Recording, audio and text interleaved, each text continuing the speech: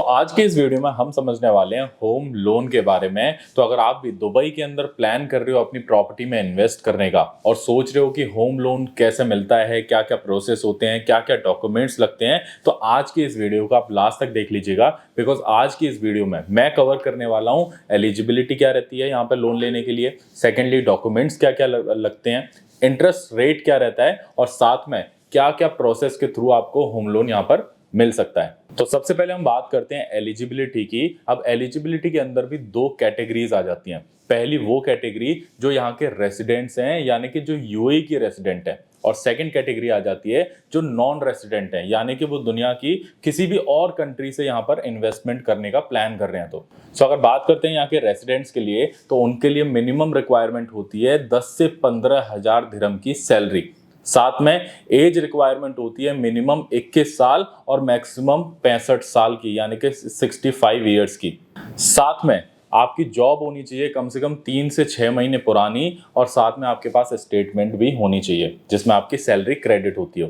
ये बेसिक एक एलिजिबिलिटी होती है जो बैंक चेक करती है आपके होम लोन को प्रोसेस को स्टार्ट करने से पहले। वहीं पर अगर हम बात करते हैं नॉन रेसिडेंट्स के लिए, तो सैलरी का रिक्वायरमेंट बढ़ जाता है 25,000 दिरहम तक, यानी कि आपकी मिनिमम 25,000 दिरहम सैलरी होनी चाहिए। आप कंपेयर कर सकते हैं या कन्वर्जन कर सकते हैं अपने कंट्री के हिसाब से, तो आप इजीली पता भी लग जाएगा कि कितनी आपकी करेंसी बनती है एक पर्टिकुलर कंट्री के हिसाब से।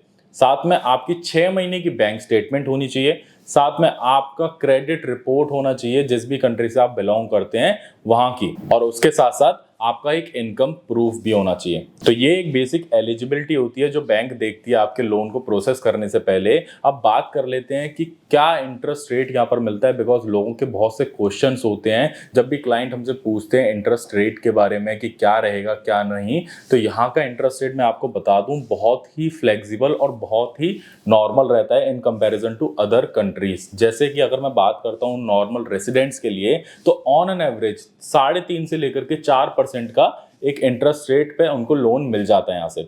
नॉन रेसिडेंट्स के लिए भी 5 से 5.25% के इंटरेस्ट रेट पर होम लोन इजीली यहाँ पर मिल जाता है। और इसमें हम लोन टेन्योर की बात करते हैं तो मैक्सिमम 25 साल तक आप लोन यहाँ पर ले सकते हो। तो इन शॉर्ट अगर आपकी एज है 50 साल की, तो आप नेक्स्ट 15 साल तक के लिए ही लोन ले सकते हो।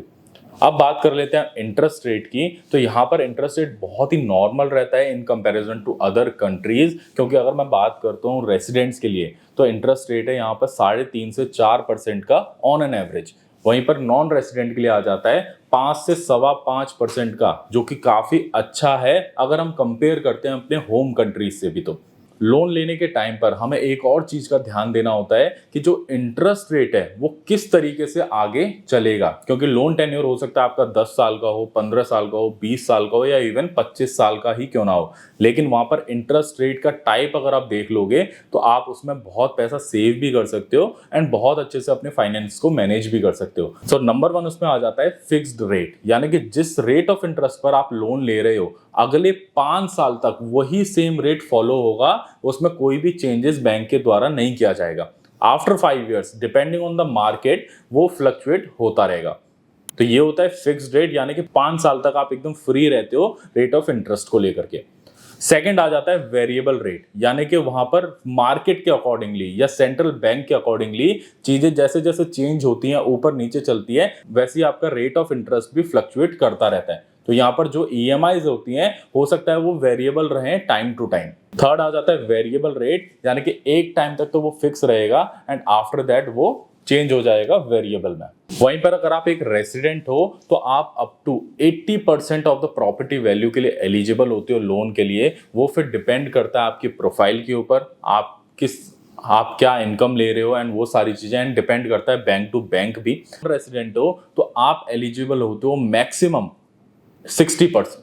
हाँ, और वहीं पर अगर आप एक नॉन रेसिडेंट हो तो आप एलिजिबल होते हो 50 to 60% of the property value के लिए। यानी कि अगर आप 1 मिलियन की प्रॉपर्टी ले रहे हो और आप रेसिडेंट हो तो आप 8 लाख दिरहम तक का लोन ले सकते हो बैंक से, अगर बैंक अलाउ करती है एंड आपकी प्रोफाइल इतनी स्ट्रांग होती है तो। वहीं पर अगर आप नॉन रेसिडेंट हो तो उस 1 मिलियन की प्रॉपर्टी पर आप 5 से 6 लाख दिरहम तक का ही लोन ले सकते हो। यानी कि अगर आप रेसिडेंट हो तो 20% आपको डाउन पेमेंट अपनी रेडी रखनी पड़ेगी, वहीं पर आप नॉन रेसिडेंट हो तो आपको 40 से 50% तक डाउन पेमेंट अपने हाथ में रखनी पड़ेगी। अब हम समझ लेते हैं डॉक्यूमेंट्स के बारे में कि होम लोन के टाइम पर आपको कौन कौन से डॉक्यूमेंट्स रिक्वायर्ड रहेंगे। सो अगर आप रेसिडेंट हो और आपकी प्रोफाइल एक जॉब प्रोफाइल है तो सबसे पहले जाती है आपकी सैलरी, आपका सैलरी सर्टिफिकेट, आपका एम्प्लॉयमेंट कॉन्ट्रैक्ट, आपकी बैंक स्टेटमेंट, साथ में आपका पासपोर्ट, आपका वीजा और साथ में एमिरेट्स आईडी। तो ये एक बेसिक डॉक्यूमेंट्स होते हैं, इसमें कुछ भी प्लस माइनस हो सकता है, केस टू केस डिपेंड करता है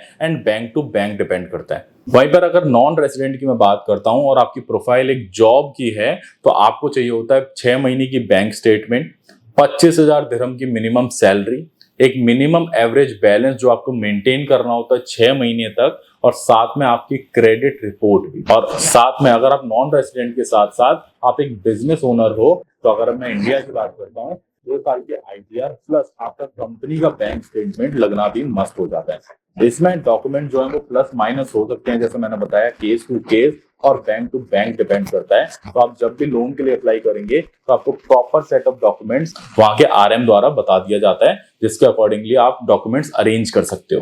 अब हम समझ लेते हैं कि क्या क्या स्टेप्स रहते हैं एंड इन स्टेप्स को फॉलो करके आप कैसे होम लोन यहाँ पर ले सकते हो। तो सबसे पहले यहाँ पर आ जाता है स्टेप प्री अप्रूवल का, यानी कि जब भी हम प्लान करते हैं प्रॉपर्टी बाय करने का तो सबसे पहले हमें यहाँ पर कराना होता है अपना प्री अप्रूवल, जिसमें हमें कुछ बेसिक डॉक्यूमेंट्स बैंक को सबमिट करने होते हैं एंड बैंक हमें 2 से 4 दिन के अंदर बता देता है कि आपके प्रोफाइल पर इतना मैक्सिमम लोन हम ले सकते हैं। तो आपको भी एक क्लियरिटी मिल जाती है कि मैं इतने वैल्यू तक की प्रॉपर्टी इजिली यहाँ पर बाय कर सकता हूँ। सेकंड स्टेप आ जाता है प्रॉपर्टी सिलेक्शन का, बिकॉज अब आपको क्लियरिटी हो गई है कि मैं बैंक से इतना उठा सकता हूं, साथ में मेरे पास हाथ में इतना पैसा है तो मैं इस पर्टिकुलर वैल्यू की प्रॉपर्टी टारगेट कर सकता हूं। तो सेकंड स्टेप आ जाता है प्रॉपर्टी सिलेक्शन।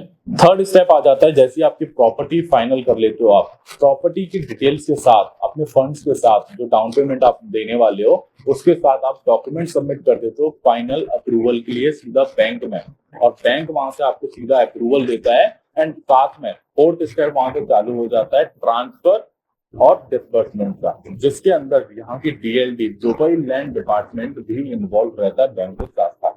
तो इन सिंपल स्टेप्स को फॉलो करके आप यहाँ पर होम लोन ले सकते हो।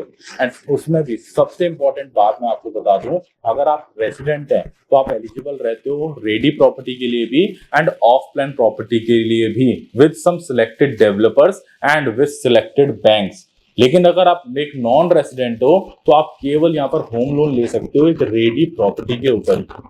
और इसमें हम टाइमलाइन की बात करते हैं तो प्री अप्रूवल आपको 3 से 4 दिन में मिल जाता है नॉर्मली, जिसके लिए नॉर्मल चार्ज करती है 1000 से 2000 चार्ज करते हैं कुछ बैंक इसको फ्री में भी कर देती है इवन।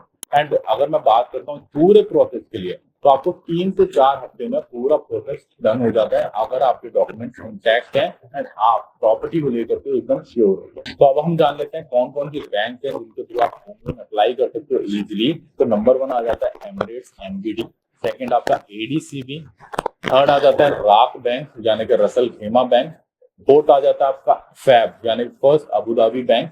तो ये कुछ सिलेक्टेड बैंक हैं जिनके थ्रू यहाँ पर होम लोन इजीली मिल जाते हैं। तो आई होप आपको इस वीडियो के अंदर कुछ क्लियरिटी मिली होगी होम लोन को लेकर के। अगर आपका कोई भी क्वेश्चन है इंटरेस्ट रेट को लेकर के, डॉक्यूमेंट्स को लेकर के, होम लोन को लेकर के, तो आप हमें नीचे कमेंट कर सकते हैं या फिर डिस्क्रिप्शन के अंदर एक लिंक है, आप वहां क्लिक करके आप मुझे भी डायरेक्टली कनेक्ट कर सकते हैं एंड हम डिस्कस करके समझ सकते हैं। आपके सारे प्रॉब्लम्स का सॉल्यूशन मैं आपको वहां पर दे दूंगा।